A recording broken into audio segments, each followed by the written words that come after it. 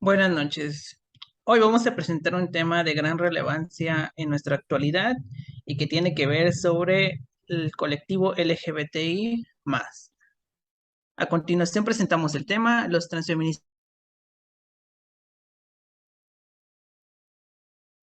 de asesinatos violentos, sobre todo en temas de crímenes de odio. Se le consideran transfeminicidios de aquellos homicidios cometidos por al menos un varón contra una víctima de identidad femenina.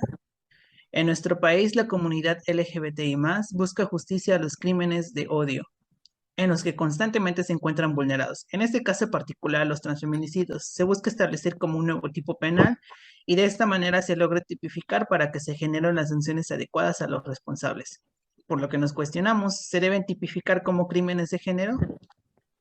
Vamos con el debate de este día y vamos a presentar el objetivo del discurso a favor, que es evidenciar que existe fundamento para reformar las leyes penales y crear un nuevo tipo penal especializado en los crímenes de género. Adelante con el primer argumento a favor. Gracias. Las tendencias actuales han obligado a la sociedad y sobre todo a las entidades jurídicas en modificar y reformar nuestras leyes con la finalidad de cubrir las necesidades. Es por ello que con los crecientes derechos de la comunidad LGBTI+, se busca que sus derechos puedan ser garantizados y se les haga justicia, tal y como nos lo hace saber el principio pro persona. Considerar a transvestis y mujeres trans como un grupo diferenciado permite reconocer la especificidad de sus identidades y expresiones de género y atender a las particularidades de los crímenes perpetrados contra ellas. En particular, permite distinguir estos crímenes de aquellos cometidos en virtud de la orientación sexual de las víctimas, crímenes homofóbicos, lesfóbicos. Es necesario implementar tipos penales que incluyan a los transfeminicidios, no solo como crímenes de odio, sino también como crímenes de género, pues las personas que han sido privadas de la vida se identificaban como mujeres. El transfeminicidio viola los derechos humanos de identidad de género en relación con el derecho a la igualdad y no discriminación a la vida privada, a la personalidad jurídica y al libre desarrollo de la personalidad, así como el derecho al acceso de la justicia y derecho a la verdad con perspectiva de género, sin mencionar el factor de vulnerabilidad. El hecho de que una mujer sea trabajadora sexual en un contexto urbano en el que no existe una política que lo regule para que las personas que lo ejercen puedan hacerlo en condiciones de seguridad, debe ser tipificado tal y como lo ha recomendado la Organización Internacional del Trabajo, OIT. Muy bien, ha concluido el primer argumento. Vamos a abrir la primera ronda de preguntas y respuestas. A continuación, el equipo en contra va a hacer sus preguntas. Adelante. Bueno, la primera sería, ¿qué datos tienen en México que justifiquen la necesidad de tipificar este delito? La organización se reportó 79 asesinatos de odio contra personas de la comunidad LGBT en 2020. Más de la mitad eran mujeres trans y cerca de la cuarta parte eran hombres homosexuales. Es un argumento claro de la gravedad y la tendencia de esos extremos de intolerancia que violan evidentemente el derecho a la vida. ¿No es ese argumento suficiente?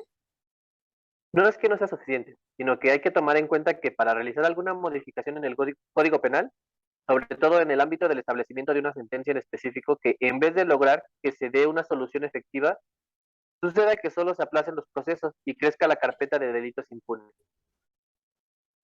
Ahora bien, ¿bajo qué elementos comunes pueden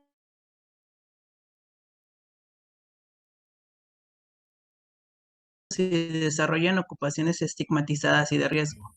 La prostitución no suele ser la fuente de ingresos más habitual. Los crímenes documentados ocurren mayormente en la vía pública, sobre todo en las calles desiertas y a altas horas de la noche. Los cuerpos de los transvestis y mujeres trans presentan marcas de brutalidad y ensañamiento extremos. Los victimarios no suelen tener vínculos familiares con las víctimas, ya que con frecuencia se trata de miembros de las fuerzas policiales o de individuos vinculados con estas. Muy bien, ahora vamos a continuar con el primer argumento en contra y su objetivo de este discurso a presentar van a defender su postura referente a la aplicación de las penas para los transfeminicidios con la legislación existente referente a los homicidios. Adelante, por favor. Bueno, individualizar como crímenes de género a los feminicidios solo provoca que los procesos se vuelvan demasiado burocráticos, ya que al catalogarse como crímenes de odio, especialmente de género, revictimiza a las víctimas y por lo tanto los deja como temas aislados.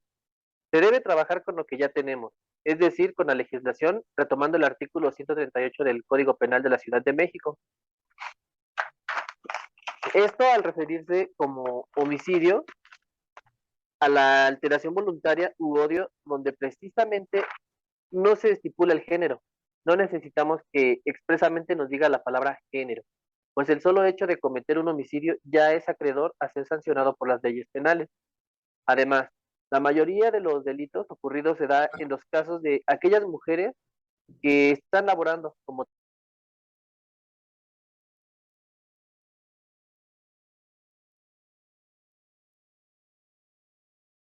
Veracruz con 41, Tamaulipas con 35, Puebla y la Ciudad de México con 19 casos.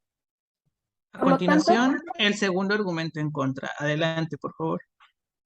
por lo tanto, no debemos esperar a modificar o adicionar a la legislación. Se debe aplicar adecuadamente las leyes existentes, ya que al individualizar o generar nuevos tipos penales va a alentar evidentemente los procesos y por lo mismo los transfeminicidios quedarán impunes. Se debe de exigir a las autoridades entonces que apliquen adecuadamente las leyes que tenemos, sin la necesidad de generar reformas que vayan a ser demasiadas lentas. Además, no se cuentan con cifras oficiales que argumenten y fundamenten la tipificación de los transfeminicidios. Las cifras que existen están recaudadas principalmente por asociaciones civiles que no están respaldadas por instituciones oficiales. Finalmente, el pretender que se generen nuevas dependencias para que los transfeminicidios no queden impunes no resultaría costoso, por ello es necesario que se trabaje por los organismos existentes y que cumplan adecuadamente con la función de aplicar la ley y que ningún crimen, ya sea por odio o género, quede impune. A continuación, se abre la segunda y última ronda de preguntas. En esta ocasión, el equipo a favor hará sus preguntas. Adelante, por favor. Gracias. Ustedes mencionan que el hecho de que los datos no provengan de fuentes oficiales no se pueden tomar en cuenta para realizar las debidas modificaciones. Entonces están diciendo que no son válidos y que es permisible lo que está pasando a ojo de todos. No, No, adelante, compañero. No, más bien estoy argumentando por el hecho de que antes de que se pretendan hacer cambios en el Código Penal, se deben de fundamentar primero instituciones e iniciativas respaldadas para que tengan mayor presencia. Es justo lo que se trata de hacer. Mientras el transfeminicidio no esté tipificado, las autoridades no lo tomarán con seriedad. Así como anteriormente ustedes han mencionado, como sociedad necesitamos un cambio y concientización, promoción de la tolerancia y que a su vez entiendan que estos actos tendrán su debida sanción. Bueno, ahora vamos a continuar con el último argumento a favor de este tema del día y que cada vez está tomando más sentido a lo establecido. Adelante, por favor. Gracias. De acuerdo con la CNDH, las mujeres trans nacieron siendo hombres biológicamente, pero su identidad de género es de mujer o femenina. Es por ello que se necesita que las leyes incluyan adecuadamente a los transfeminicidios como crímenes de género.